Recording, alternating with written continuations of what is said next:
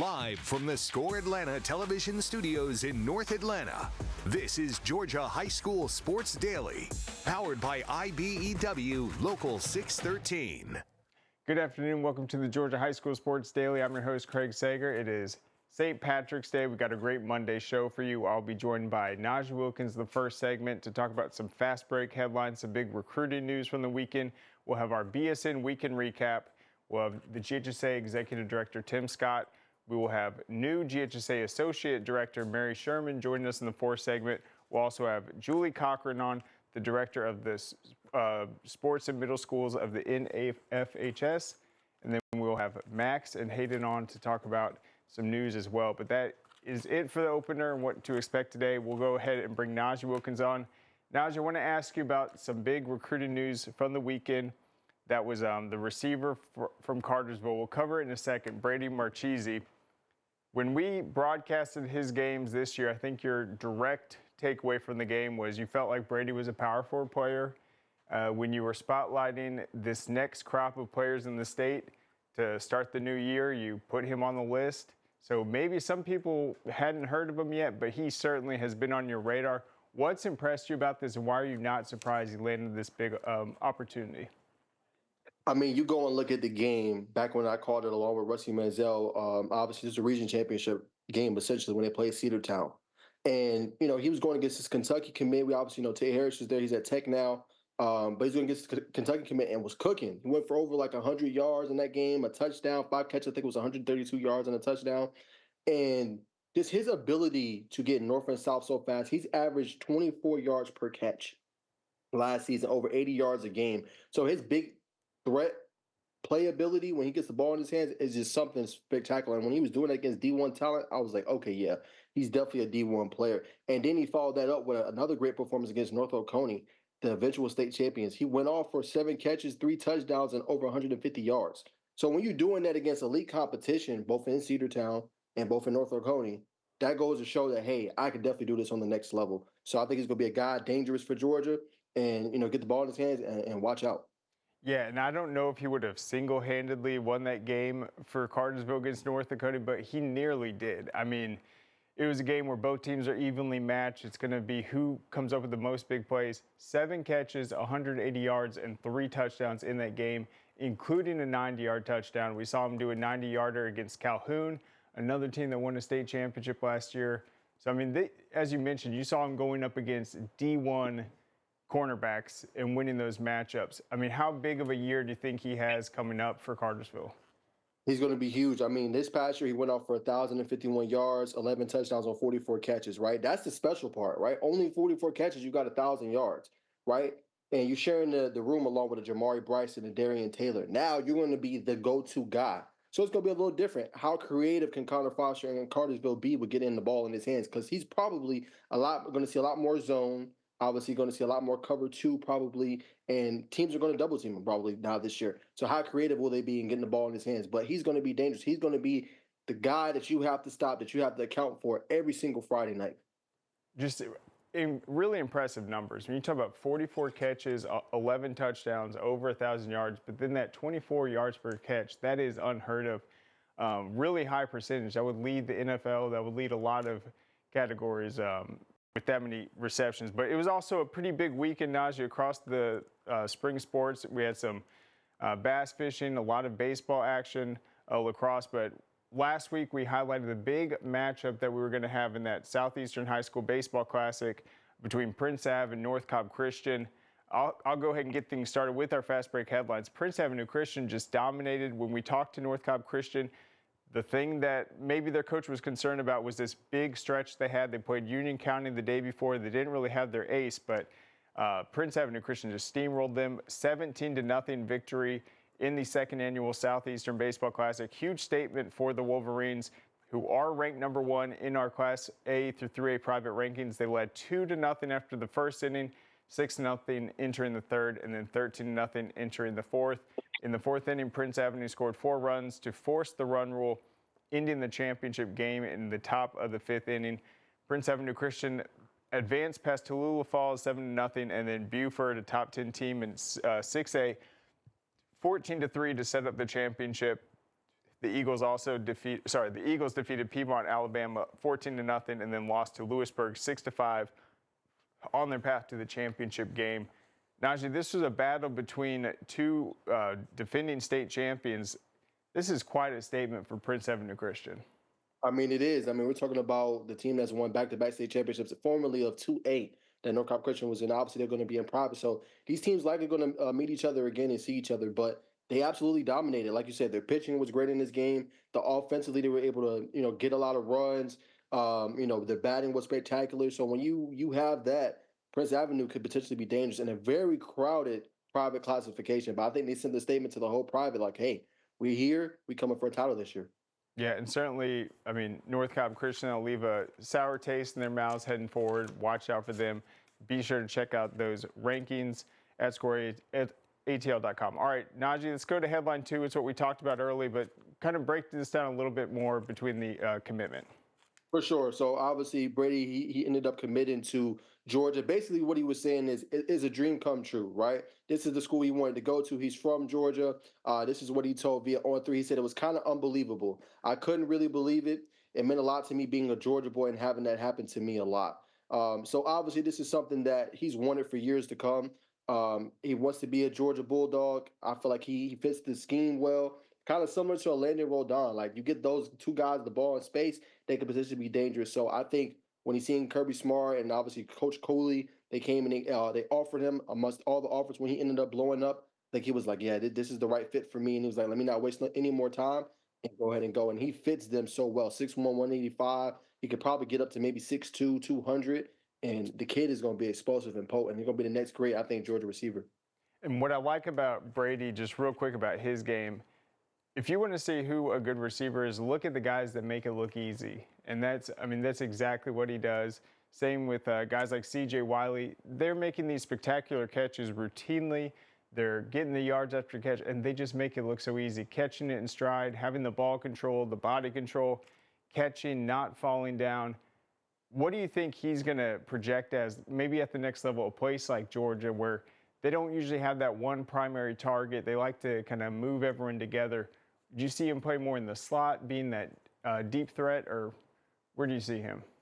I think slot. If I had to project, I think he matches up well in the slot, but he could be a burner too and play on the boundary. Look at Ladd McConkey. I mean, not to compare those two together. Obviously, you know how great Ladd is, but what made Ladd so great? He could go anywhere on the field, right? He can usually play slot, but he could go on the X. He could go on the Y, and he was just so potent. Just how he got in and out of his breaks and his cuts that defenses had no answer. So I feel like he's going to be one of those slot guys. You can run slot fades, you can run deep posts, deep crossers, and he's going to be able to take those catches and go up the field and get 30, 40 yards easy.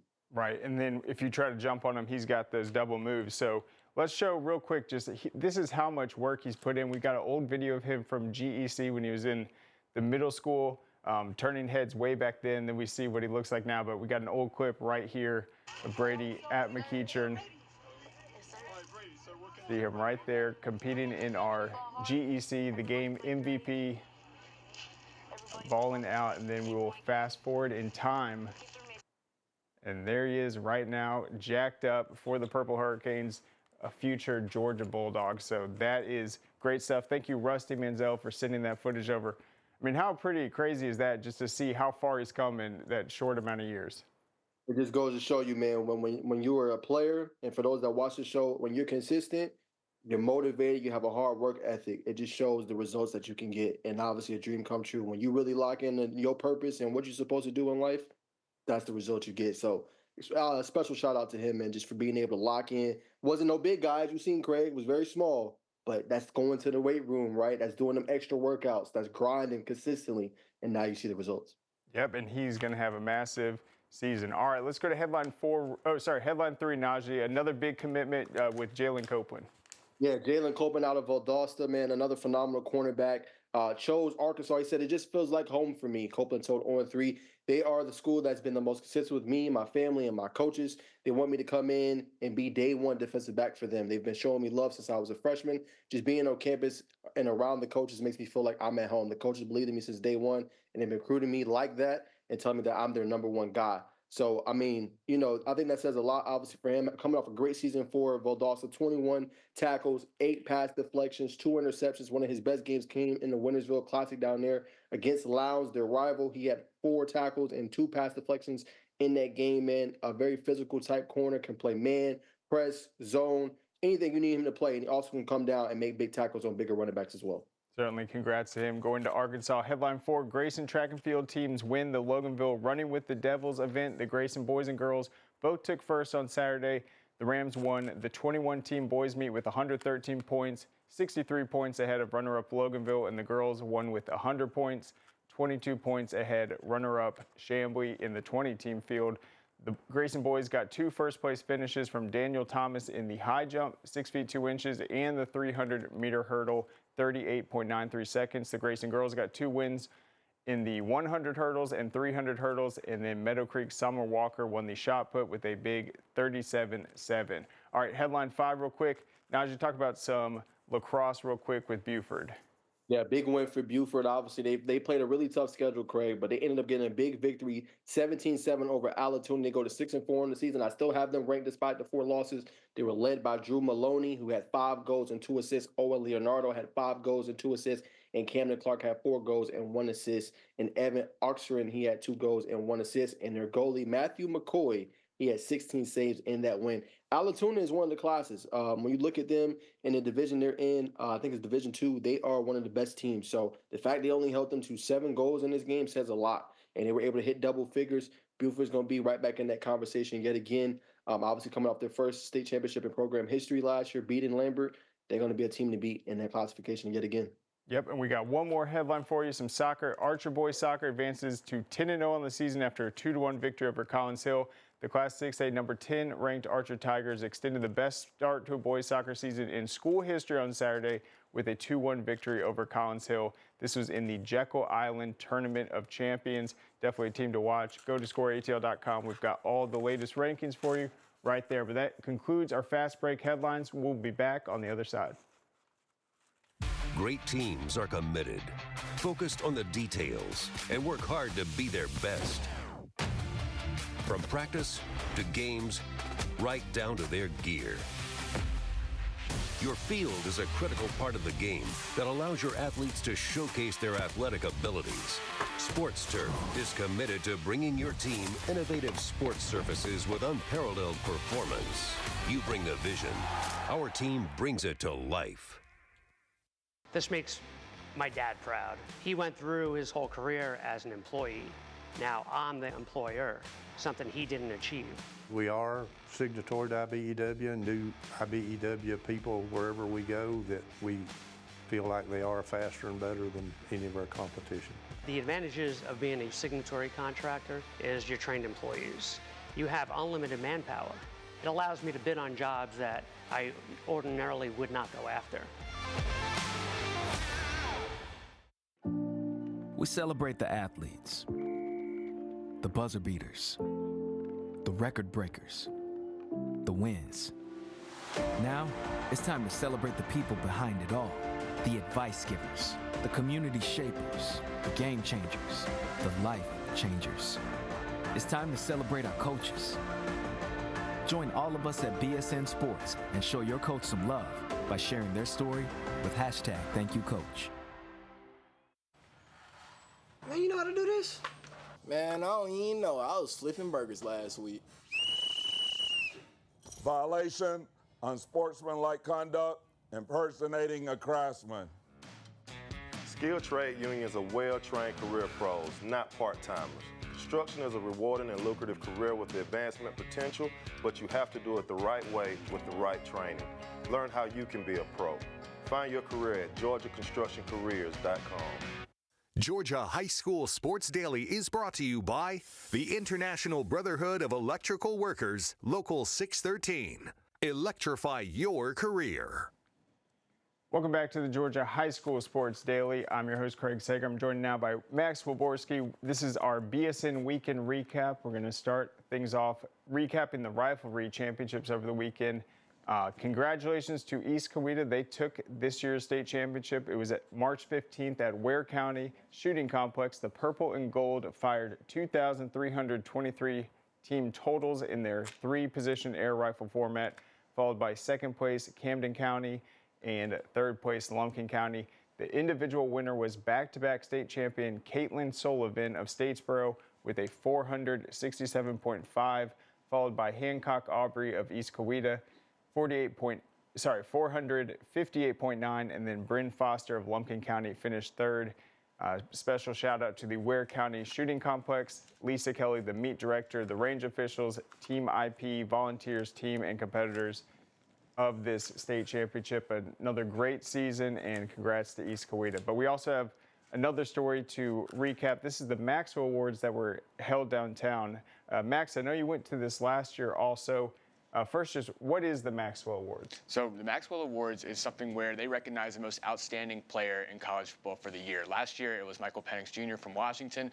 This year, it was Ashton Jeanty from Boise State, the running back that everyone is so highly touted on. They honored him while they honored Travis Hunter, former Collins Hill, cornerback and wide receiver. They honored Marcus Freeman, head coach of Notre Dame, as Coach of the Year, and they honored they added a flag football award this year with Ava Wallace from Texas also winning the award. Very cool. And I know last year that was like one of the first things I feel like you did when you came to SCORE. I saw the videos, you were interviewing Michael Penix Jr. How did that go last year? And then how did kind of being there last year, seeing how the event worked, just help you prepare to get some interviews this time? Well, first off, thank you to John Schmidt and everyone at the Maxwell Football Awards for helping us be a part of that event. It was such a great event to be a part of. It was just good to, we went through it last year, and we kind of had to pull people aside, and I know that maybe they didn't want to interview, but we kind of had to track them down. This year, it was a little more organized, where we had a little space in the back to go interview and really pull them aside and really talk to these guys. And then you got some good interviews, but just how else did the event go? Just what was your takeaway? Just maybe the growth from the previous year, and just what this award has become to be? I think it's very special. I mean, with everyone that they honored there, and everyone is so great in their own way, and they do so much for the sport. I think the Maxwell event is very, how do you say it? It's an honor. It seems like it's a big honor to win that award, and it's just a great honor to be there as well. And then, was this your first time seeing Travis Hunter in person? Yes, it was my first time seeing him in person. Everyone who I interviewed, whether it was Travis Hunter, whether it was Keelan Russell from Alabama, their new quarterback, whether it was Marcus Freeman, couldn't be any nicer. And that's something that I feel like is such a good thing to hear, because you see these guys on TV, and you see them, going through their interviews, going through their whole process. But when you know they're such a good person on the outside too, and taking the time to interview with us, I mean, it's a good thing to see. And then what was kind of the highlight of this year's event before we get to your interviews? Highlight, I would say, just honoring with Travis Hunter there, as well as Keelan Russell. And then they honored Saquon Barkley as well for him winning, I believe it was Pro Football Award. But he wasn't there. He wasn't able to be there, but it was still just cool to see. All right, well, we've got some footage. Let's roll this real quick. We'll get Max's take on it. In your time playing Georgia high school football at Collins Hill, what's one thing that you've taken away from your time playing football here? I just became more mature, and it was a lot of people helped me out, so I was very blessed to have the coaches to help me. And then last question, if there's one thing you could take away from your time playing with Coach Prime, what's one thing he's taught you that you'll take with you to the next level? Just how to be a better person and a better man outside of football. Yes, sir. All right, thank you, man. There you have it. We got Najee Wilkins on the call. Najee, what's your take just on, how many awards Travis is picking up? And, obviously looks sharp right there, getting ready for his pro career. But just what's your overall take of him being able to come back to Atlanta and get another recognition? Just phenomenal career. He's going to go down definitely when we already have a Georgia High School Football Hall of Fame. I think we're entering our 4th year. He'll definitely be on that list when he eventually retires, probably first ballot, if I had to say. Just a phenomenal player, and I like too what Max said about him a little bit, just him as the person. A lot of people don't know that. People have these aspersions and these certain looks on players without really getting to know him. So I'm glad Max got to actually meet him, talk to him, and get to see the other side of Travis. He's a phenomenal kid, man, phenomenal player, phenomenal human being, man, too. So you get to see that other part. But just a decorated career in college football, playing both sides of the ball, being equally as effective, 1,000-yard season, obviously with receiving yards, 10-plus touchdowns. I think he had 3 or 4 interceptions this year. He's just a unicorn, man. Yeah, and then Max, what was that like, just being right there with the Heisman Trophy winner? It's a one-of-a-kind experience. Probably one of the craziest interviews I'll do doing journalism. But I mean, like Najee was saying, I mean, he was just so cool. I mean, so we started the interview and there was some noise going around there. We were in a little area by a kitchen. He was some noise going and we had to pause the interview and he was like, nah, I do YouTube. And I was like, man, I know you do YouTube. I mean, everybody knows you do YouTube, but he was like, makes his own YouTube videos. And he was like, we could stop the interview. It was so cool about it. And he let us restart and do it again. It was just really nice to see. That's awesome. And then I always feel like with Travis, maybe it's because I'm getting older, but I feel like he's just like a kid at heart when he's out there competing. Sure. And some guys, they take football like really seriously. They're so intense, but he seems to just like really enjoy things. Mm-hmm. He seems just like you said, he just has fun out there. And you can see it in how he plays, whether it's on the offensive side of the ball or the defensive side of the ball, whether he's making plays, whether he's just out there as a decoy almost. You can just see he's having fun out there for sure. So that's Michael Penix won it last year. Travis, I mean, two big names, but you were talking about the flag football. Ava Williams, National Girls Flag Football High School Player of the Year. What can you tell us a little bit about her? Yeah, so she obviously won the award. We can watch the interview, but she won the award, and she's from Texas, I believe. And yeah, she was just very excited to be there, and she's encouraging a lot of girls to go out and play flag football as well. Yeah, well, let's go ahead and run that interview right now. It's a true honor to represent women all around the country with this award, and I'm so proud to be the first winner of it. Yeah, and then from your perspective, how do you feel flag football has truly grown the past couple of years? I started playing flag football when nobody knew about it. Now everybody knows about it, and it's an Olympic sport. It's a collegiate sport. I'm actually playing football on scholarship next year. So, I mean, the fact that it's grown just so much over the past couple of years, to see where it goes, within the next couple of months. For sure. And then what would you say to prospective players who are really on the edge of thinking about it and think about playing? What would you say to them to convince them to play? Honestly, I say go for it. There's nothing to be afraid of. I've met all of my closest friends that are now my sisters through the sport of flag football. I have my team moms who I would go live with if my parents somehow died. But it truly is just a great community, and I'm so happy to be a part of it. Awesome. Thank you so much. All right, well, there you have it.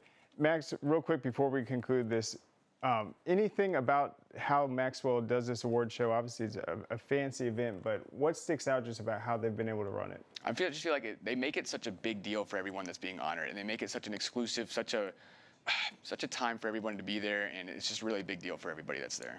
Yep, and then, I mean, the access you had was obviously unbelievable. Najee, what are your thoughts just before we close this segment? Got a quick question for Max, man. I'd be remiss if I did not ask him. So you talked to Keelan Russell. What did you think about him? Obviously, he highlighted some great players, some freshmen. It's called his eye. What's your overall synopsis? What do you think about Keelan Russell? Man, he couldn't have been more personable. Such a good dude at heart, again, with all these guys that I interviewed as well. But he was just excited to be there, talking about what it means to be at Alabama, talking about the standard behind that, and what it really means to be on the team as well. And he mentioned some players that stood out, whether it was Latia Brooks, who was a 4-star wide receiver coming in, or Dejon Lee as well, another big 5-star corner with them as well. But he was just excited to be there. He acclimated early. He said he settled in a little bit, but he's just ready to go. Yep, absolutely. I cannot wait to see these guys continue their careers at the next level. That's it for this segment. We'll be back on the other side with Tim Scott.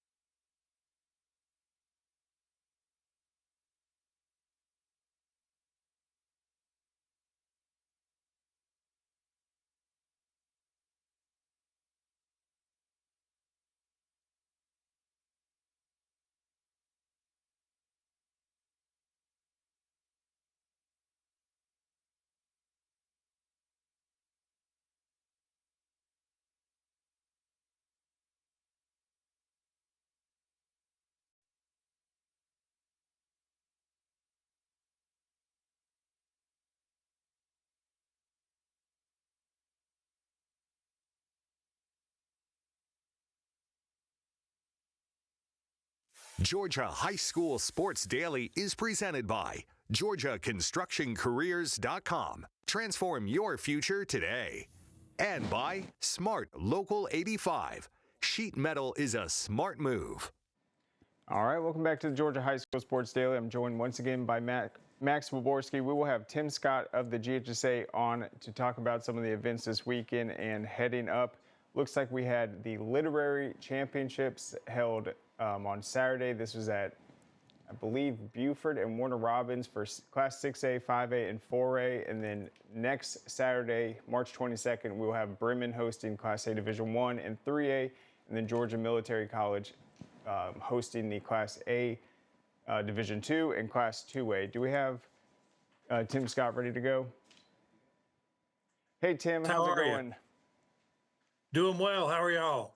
Doing awesome. I like the green shirt. You're celebrating St. Patrick's Day. I was asking about literary with Max earlier. Walk us through just this sport. I mean, how many kids are involved in the championship? Is it a pretty big event? Yeah, it's a really large event, and we're very thankful for both there in Warner Robins and Buford for hosting those. And of course, next week, Bremen and Georgia Military Academy will be hosting the smaller divisions. But I mean, a lot of young people, because you have, it's extemporaneous speaking. You have your duos, your trios, your quartets. I mean, just so many events, and it's really a big day for all the young people. And Dr. My mom's an English teacher, so she'd be mad at me if I didn't ask, but how would you say kids get involved with the literary championships? Oh, I mean, as a high school principal, we would recruit. I mean, I would actually have teachers do spelling bees and do different things to see, one, to show kids what the events are about, and two, to try to encourage people to participate in those events. And and I'm sure these schools do the same thing, and the kids look forward to doing that. And it's a really big deal because teachers are good, I mean, in their areas. So you may have your mom, an English teacher, doing some things, and then you've got a music teacher doing some other things over here. So it just, it's a really big event. It takes in a lot of different skills for our young folks. And again, Houston County High, I think they won theirs for the third consecutive year, and Buford was a repeat from last year. So. And then in terms of that event, the decision to split it up, is that just because, there's so many different qualifications, just easier that way? Yeah, just a number of young people you have to deal with, and having the space, and making sure you can do that. So it's easier when it's split up that way. Certainly, and that seems like a very fun event. I'm sure it's great to see just all the different categories. I want to ask you just about the riflery down at Ware County, a big weekend. That seems to be a very growing sport. And in terms of the individual, I've seen a lot of states, there's a lot of females, girl athletes that are able to win this state title. I saw, I think in the state of Hawaii, it's like something like 80% of the individual titles have been won by the girls. Talk about that, just the uniqueness of having a co-ed sport like this that's really popular at the Olympic level and other events. Well, I think it's really cool. And of course, Caitlin Sullivan from Statesboro is back-to-back state champion as an individual. And that's a really great feat, and super proud of, her accomplishments. But then, East Coweta was first, and Camden County was second, with Lumpkin third. And it's a great co-ed event, with the shooting, and Ware County does a magnificent job hosting and taking care of everybody that's in that event. And we had quite a few parents there too, and the parents jump in and help as well as spectators. So it's a really nice event for our young people. Yep, and people think of like archery maybe as like a sport they might have competed in back in the day, but this is more high tech. I mean, you got the 3 different positions. Yep. Talk about just how many facilities are capable of this type of event around? Very few. To have the space to be able to actually observe the participants. Now, there's probably quite a few schools that have a shooting range, but you don't have any place to put anybody other than the shooters. And so this place that Ware is really, really nice. There's a couple of other schools that are, I know, working on something. And then you have an opportunity, if you had to, you could purchase everything and we might could go to a base and, host one on a military facility somewhere. And But it's really difficult to find a spot. And Dr. Scott, Riflery Championship isn't one of our more traditional sports that we cover here in Georgia, but what would you say that environment's like for someone who hasn't been there at the state championships? Oh, I think it's very competitive, and it's just like when you watch any of that stuff, whether you're watching the Olympics or anything, everybody's waiting to see what the shooter does and how they score, and then there's multiple rounds of scores that shooter can turn in, and it makes it very competitive and anticipation on how you're going to, just like you would in an athletic contest, are you going to gain enough yards on the next play, or will the next pitch be a ball or a strike? It's much that way as well. And then, Tim, we're going to be joined by Merri Sherman later on in the show. It looks like she was just added as associate director. Talk about that hire and just how the GHSA continues to add some new big-name hires with a lot of experience. Well, I'm going to tell you, Mary's coming from the Columbus Sports Council. I'm super excited about being able to add her to the team. And, we have like Ernie Yarborough, he's kind of stepped back a little bit and doing a little bit less. And of course, he'd been with the organization for well over probably 25, 26 years. And then Don Core is stepping back a little bit. He's a retired educator that has been with the after he retired from teaching or his education career, he has been here with us probably 7 or 8 years, maybe a little longer, and they're kind of stepping back a little bit. So Mary's coming in and going to take some of their responsibilities and comes to us with a wealth of experience. She's worked with over 21 consecutive fast pitch softball state championships, as well as she's worked with our cheerleading, our game day. She's also done a lot of college, NAIA, Division I, Division II, and Division III championships, as well as Olympic stuff over in Columbus. So we're super excited about being able to add her to the team. That's right. And so Columbus is a very great host for a lot of events, like you mentioned, with softball every year. People obviously know Macon hosts the basketball. There's some other cities that host the state championships, but her being in Columbus, was she more so explaining like how beneficial it is for those events to come to that area, just what it means, just generating revenue and just putting Columbus on the map? Well, I think that's exactly what she did for the Columbus Sports Council. She would work to bring events in there, not just the GHSA, but all those other events.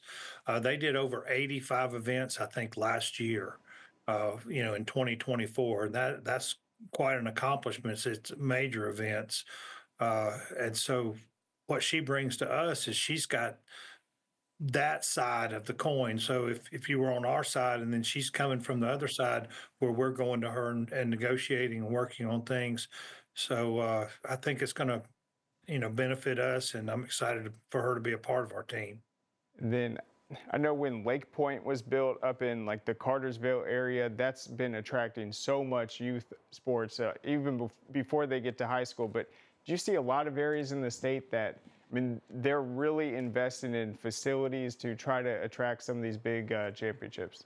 There are more areas. You go over to Athens, and they built the Atkinson Classic Center right there in Athens, and it's a beautiful facility that we hosted dance in earlier this year. So I am seeing some, Clayton County, their school district, they are building something right now to host as well. Douglas County built a facility, and so there are places that are building facilities and looking at hosting events, and I think it's great. Gives us options to have things at different parts of the state. Absolutely. Well, Tim, thank you so much for joining us. Hope you have a great week, and we'll catch up later. Hey, thanks, guys. Y'all have a great week.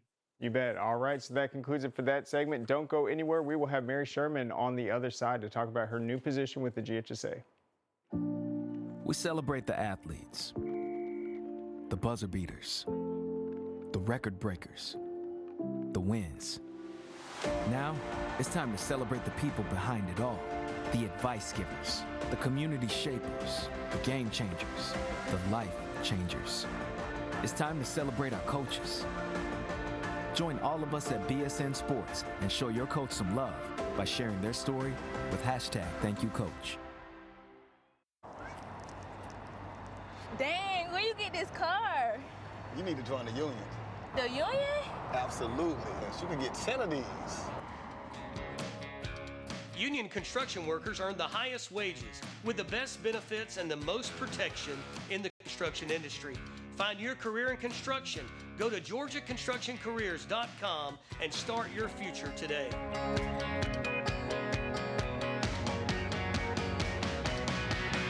A journeyman with Local 85, when you turn out, you can be hitting six figures. Hey, I have your back, you have my back. We're gonna do this together. We're one for all for one. College just wasn't for me. Let's look into actual career jobs that wouldn't take college, where I wouldn't, lose money and all that. Instead of losing a lot more money at the end, why not make money and make more money at the end?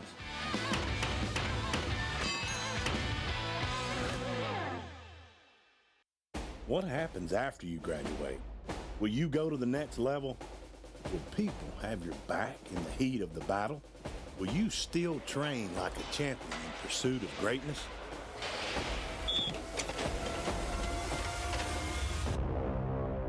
You will when you become an IBEW electrician. Join our team. Visit IBEW613.org. All right, welcome back to the Georgia High School Sports Daily. I'm your host, Craig Sager. Right now, we will be joined by Merri Sherman, who is taking a new position with the GHSA. We've got her on right now. How's it going? Hey, good afternoon. Thank you for having me. Absolutely. So I want to talk just about your experience with the Columbus Sports Council, what you've been able to do in those 20 years before this new opportunity opened up. Oh, goodness. It has absolutely been my pleasure to work with the Sports Council for a little over 20 years and hosting 21 state softball championships at South Commons, along with several other GHSA events in Columbus. But it has absolutely been the thrill of my life to experience so many different organizations, as well as the athletes and their families who have participated in the events. There's really no atmosphere like that state softball championship atmosphere. I describe it as electric at South Commons. There's so many fans, and just the sounds of the back cracking and the teams coming in, the cheers. It really has been something amazing to watch over my career. Yes, and it's been held in Columbus, obviously, year after year, so it's become sort of like an annual tradition. What have you seen just with that time a year, every time it comes around, just the amount of fan and support that come down there and get to experience Columbus? Absolutely. So I think, the road to Columbus, just all the different shirts and the signs on the buses and everything from the family members who are so excited to see their loved ones at the complex, just in that environment and vying for a state championship. It's been fun to watch over the years and just see, how it's changed and grown, and from the opening ceremonies with all 64 teams parading around the stadium field. It really is a remarkable event. And then since Columbus was able to first start hosting these things, you guys have also been able to attract some international events too, not just with the high school sports. Talk about just Columbus as maybe a sports destination and the facilities that have been created to house these. Yeah, absolutely. So having our history with the 96 Softball Olympics in Columbus, our 8-field complex was built so that each of the teams participating in the Olympics would have their own practice field. I was here in Columbus when the Olympics were here, got to experience that firsthand along with several of the events in Atlanta. But the complex itself has recently undergone a $7 million renovation to include LED field lighting and so many other upgrades. accolades. It really is a remarkable venue that we've been able to attract on the Sports Council side several events to include the NAIA Softball World Series, the NFCA Leadoff Classic. For D1, we hosted for 15 years, but we also host the D2, D3, JUCO, NAIA, and also the D3. So we've been able to host a lot of the NFCA Leadoff Classics. But in 2019, we had the opportunity to host the International Cup, where it was a precursor to the Olympics in 2020. So all those international teams were able to come to Columbus and compete ahead of the Olympics. So that was great to be able to experience and have them in our community for over a week, practicing and playing ahead of the Olympics. And then in 2022, we were able to bring back Team USA, Australia, and Japan to compete in exhibition games ahead of World Cup in Columbus. So we've been able to do a lot of things, a lot of different events too, not just in softball, but with swimming and dive and other events here in our community. And then talk about some of the, I guess, changes with softball regarding an Olympic sport and just where the sport's at now, just heading into the future. Yeah, so it'll be back in LA for softball. Will be back in the Olympics. It's going to be played in Oklahoma City, which has a great stadium there for those athletes to compete in. It's going to be a great environment. So excited to see it back in the Olympics. Gives our students now who are competing an opportunity to really grow and hopefully wear Team USA in the coming years. So excited to see it back in the Olympics for sure. And then in 2020, you were the Sports Commission of the Year by the Sports Events and Tourism Association. I want to ask you, when a place like Columbus is hosting the softball state tournament, obviously a lot of people are coming down. How important is it for the city kind of to be ready for that so they have that good experience, whether it's the hotels, the shopping venues, just to be able to handle some of that volume and make it a pleasant experience? So we are very fortunate to have so many great partners in Columbus. Our Visitors Bureau, Visit Columbus team, they do a remarkable job in helping us with our hotel accommodations. Our Parks and Recreation is second to none. When we have big events, our field crew is first and foremost one of the lifesavers of an event. They've practiced their turnaround times for getting the fields ready. They are super professional, but we also have just a great city infrastructure. Our city supports what we do. Our uptown has thriving events and different places for people to go and visit, restaurants that are top notch and some of the best in the world. I would put them up against so many, but we really do have a great community that embraces the sports tourism and all the visitors that come here. And it really takes the village. It takes all of our partners rowing in the same direction to welcome all of our guests throughout the year. Absolutely. And then with this new role with the GHSA, I believe your first day will be July 1st, but what are you looking forward to working with the GHSA? You know, they do have a special place in my heart. It was my very first event, was the State Softball Championships when I started in October of 2004. And of course, have been involved in competitive cheer, game day cheer, basketball, have been up to the football championships. I really enjoy working with the staff at GHSA, as well as, you know, all the different coaches and the ADs that I've had the pleasure of meeting over the years. It really is a great experience being at the championships and getting to see the excitement. So I'm really excited to get started in July with the Georgia High School and hopefully create some efficiencies that I've learned throughout the years working on this side of the sports market and just bring some new energy. Absolutely. And then softball, I feel like that road to Columbus will be there for a while. There's a great partnership right there, but you also will oversee the boys and girls soccer. What are you looking forward to that sport and just how popular that is in the state? Oh goodness! With World Cup coming, we know the increase in soccer and the attention on soccer is going to continue to increase. So excited to be able to work with soccer. I've worked with our soccer association here in Columbus, and as well as with Georgia Soccer. We've hosted several soccer tournaments that I've had the pleasure of working with. So super excited to dive into that and learn a little bit more about the Georgia High School and how we're going to, do that. But I think soccer is a great sport, not just for our community here in Columbus, but also for the state. And then will your role be more focused on just making sure the state championships are ready and working on the location and that side of it? Or is it more of a season-long thing where you're in communication with the region secretaries and overseeing the sport throughout the year? Yeah, I think it's definitely going to be a seasonal thing for both the sports that I'll be coordinating. I'm excited to learn more about those different opportunities, ready to dive in.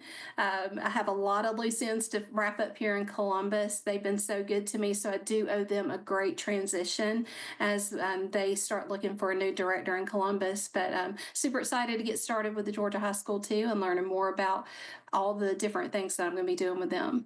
And then what's your favorite thing just about high school sports?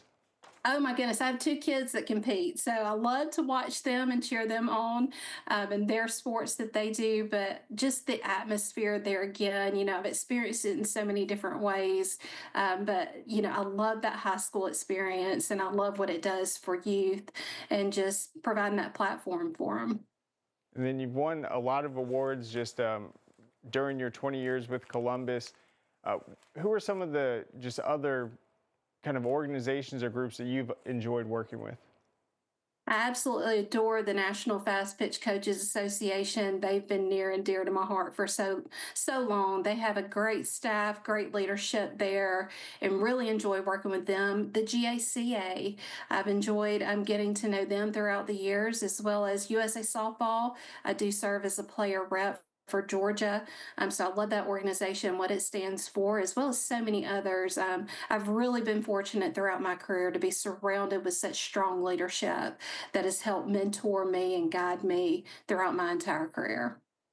And then you've also, I believe you've hosted some college stuff also. I mean, what is that like just in terms of looking at the growth and popularity of softball at the NCAA level? Yeah, so very fortunate to work closely with the NAIA. We have hosted their Softball World Series for many years and just, what that looks like all the way from the very beginning to the end. We are very hands-on with that event in our community. They have a great Teaming Up for Character program that I really adore. They give back to our local community in so many different ways. Each of the teams have a community service project. And so it's always a thrill to watch those student athletes come into our community, completely embrace whatever service project that they're going to be involved in. And I promise they end up getting more out of it than we do a lot of times because they just leave with a full heart, whether it's working with our Boys and Girls Club or cleaning up down on our Riverwalk or helping package meals for Feeding the Valley. They really dive in and really help support our community. Well, Merri, thank you so much for joining us. Congratulations. Best of luck when you get started in July. We look forward to everything we'll be able to see next year.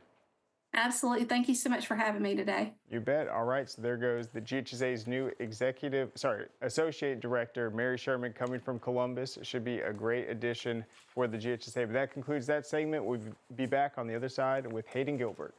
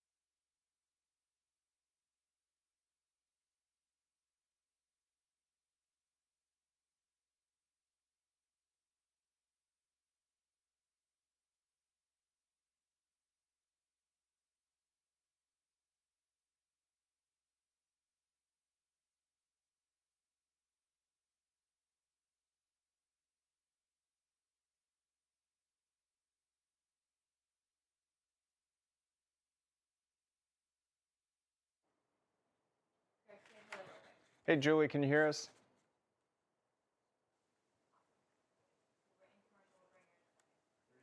All right, we are in a commercial. We'll be back in like 20 seconds. Sounds good.